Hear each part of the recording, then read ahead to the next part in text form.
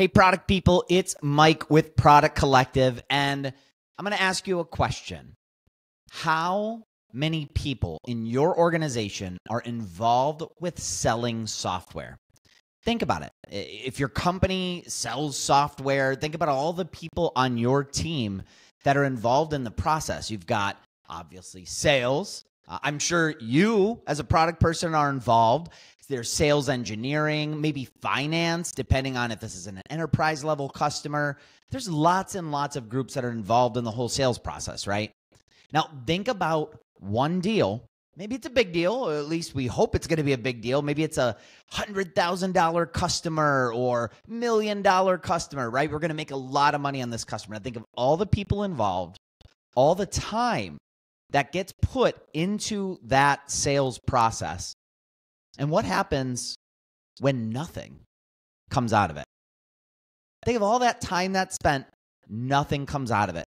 Guess what? 40 to 60% of B2B software sales processes end up in a no decision. Just nothing happens. All of that work is wasted. And if you don't believe me, maybe you'll believe April Dunford. I'm sure you know April Dunford, author of Obviously Awesome, author of the new book Sales Pitch. She is the go-to person when it comes to product positioning. She put on a masterclass at the 2024 edition of the New York Product Conference and talked a lot about this exact situation. What happens when you're selling software and it ends up in a no decision? Let's take a peek at April's talk from the New York Product Conference right here. How does a typical B2B software product gets purchased? Like what happens? Let's take something really easy. Let's take accounting software. So how does accounting software gets bought? Somebody just sells accounting software here?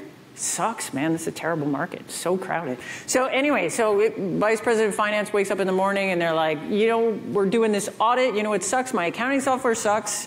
And it doesn't do the thing. We've outgrown it. Totally sucks. We need to get new accounting software. Does the Vice President of Finance go looking on the internet for accounting software? No. She's busy. They're in the middle of the audit. She goes into the office or whatever. She looks around. She says, you, Joey, go find us some accounting software. Look at what our options are. Come back, make a recommendation. How's Joey feeling? Oh, he's freaking out. He's like, this sucks. He doesn't know anything about accounting software. He uses accounting software. He doesn't know who the players are in accounting software. He doesn't know what the state of the art of accounting software is. He doesn't know what to think about. So what does he do? And like everybody else does, he gets on the internet, he's going to Google it. And what does he find?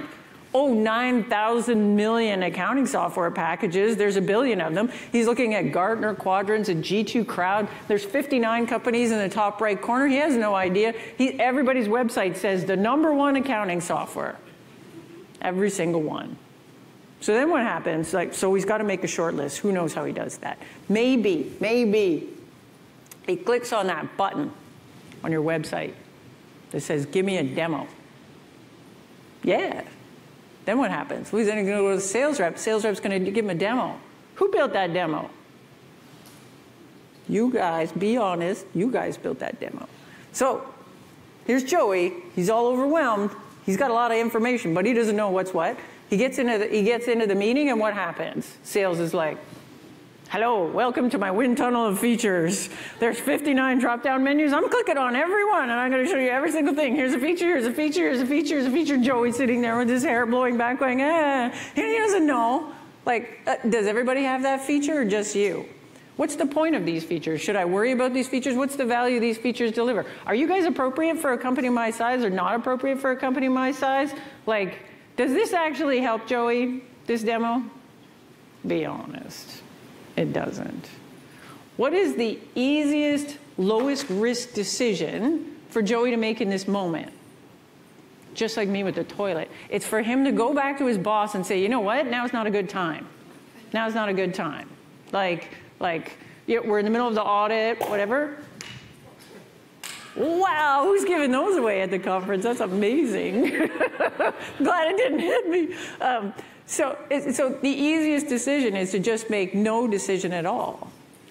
Why is Joey freaking out so much? There's consequences to this decision. Like, maybe he makes a bad choice and he goes to his boss and he says, hey, we should buy this thing. And the boss says, no, we're not buying SAP. Are you nuts? And then he looks like a dummy in front of his boss. Maybe the end users hate it. The whole accounting department is like, you're the stupid that picked this stupid thing, stupid. Then everybody hates him. Like, maybe they fail the audit. Maybe he gets fired, right?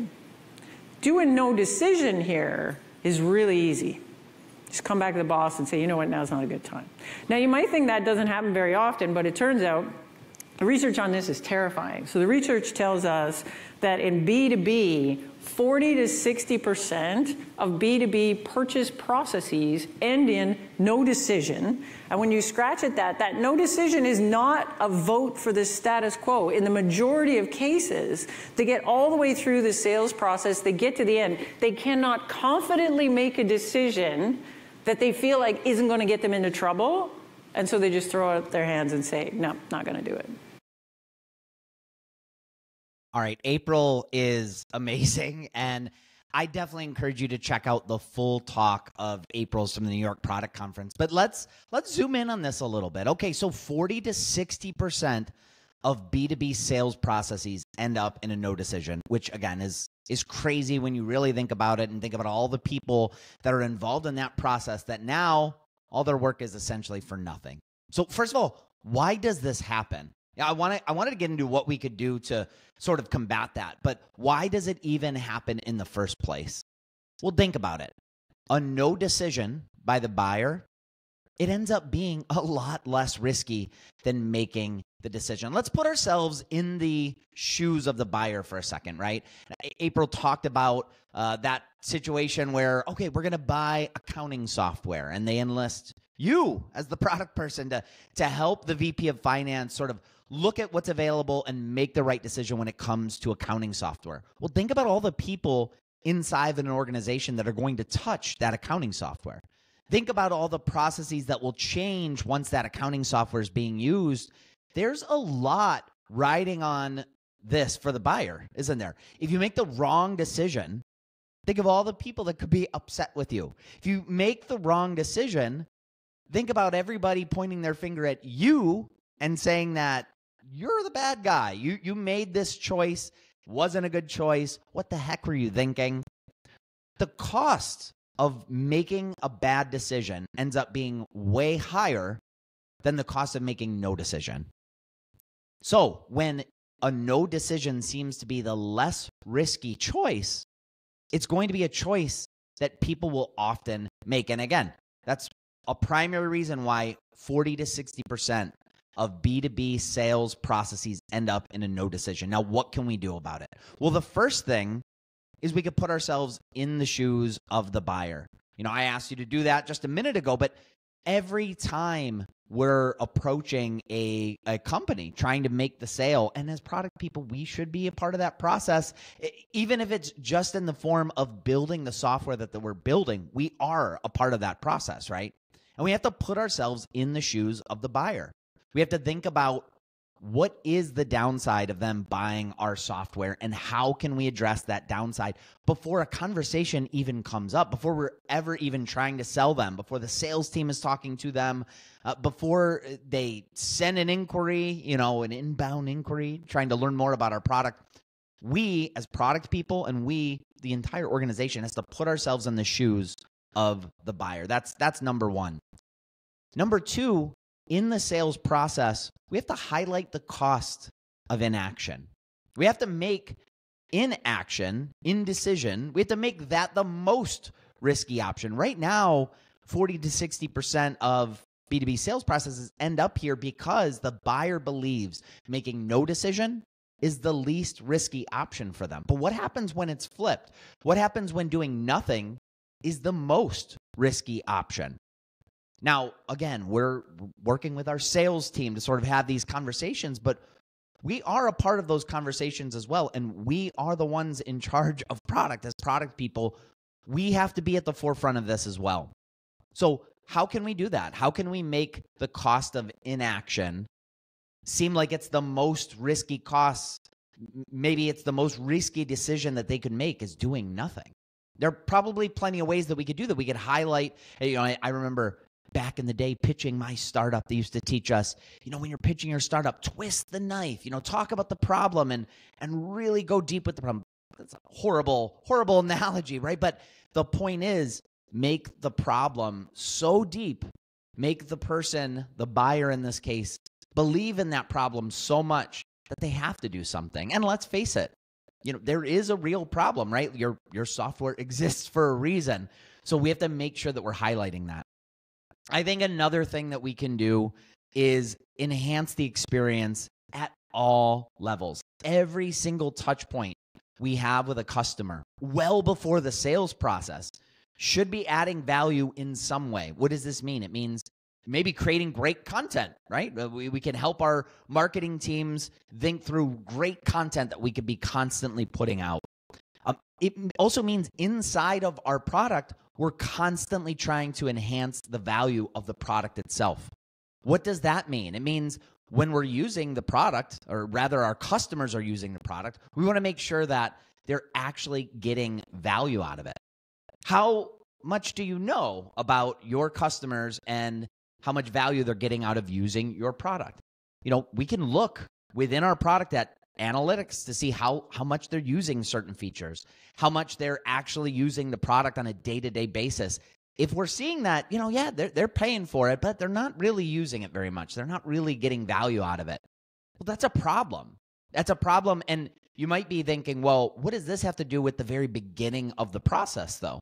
When we're talking about 40 to 60% of B2B sales processes ending up in an action, well, what does that have to do when people are actually using the product? They already bought, right? Well, number one, we want those people to take action and renew, right? We want them to see how much value they've gotten out of using their product from the minute they purchased it to the minute that their contract ends. We want them to get as much value as possible. But we also want them talking, right? So many products today, they get bought not because somebody saw some ad on Google. It's because they heard about it from the rest of the community. Think about products that you've had a hand in purchasing, and you've heard other product managers talk about those products, other product leaders talk about how much value they got out of those products. It's because the minute they were using that software to the minute that the contract ended, hopefully, they feel like they've gotten value day in and day out. And we have to be mindful of that with our own product. It absolutely makes an impact on that early sales process. Even if that customer's never used the product in the past, the value that we're showing other people who are using the product today, it can get back to that person. So just a few ideas on how we can combat that. April Dunford has way more ideas, and her book Sales Pitch really outlines everything. I definitely recommend you reading that. But hopefully this little bit of information here can help you next time you're thinking through those early sales calls. Hopefully you could team up with your sales team and make it a better process. That's all I've got for now, but more to come soon.